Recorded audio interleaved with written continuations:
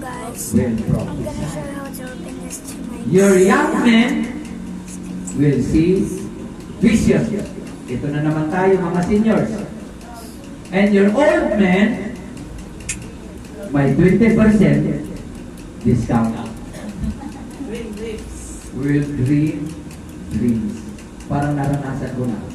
Malapit na ako mag-senior next year. Mag-celebrate na ako ng 60. Dahil itong September, 59 na ako. Pastor, ito mukhang 60. Mukhang 59.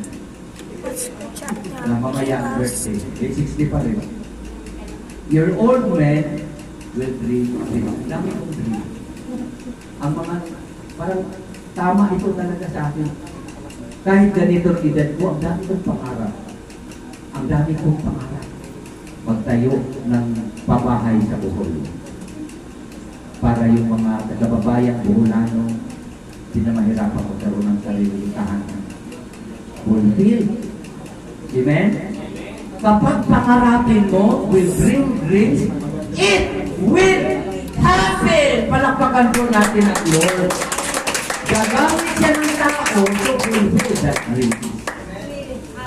Mga matatanda, masakit man pakinggan sa matatanda, pero matutuwa ka dahil you will dream. At ang mga young people will see vision.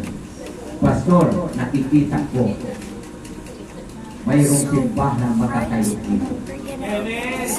Si Pastor Michael, parang hindi ko nakita ito. Yung building na to. Parang doon, bakanting loko. Nakita ko yan. Paano nasabi? Young men will see vision. If you are receiving the outpouring of the Holy Spirit, mga kapatid, bigla kang magdideklara, bigla kang magsasalita, you will prophesy. There is a mega church na tatayo dito sa Quirino Heights. Nagkinakilabutan ako dahil gagawin ng Diyos, prophesy it. Deklarahin mo sa iyong mga labi. Kapag may mga anak ka, mga magulang, may mga anak ka, anong pangarap mo sa anak mo?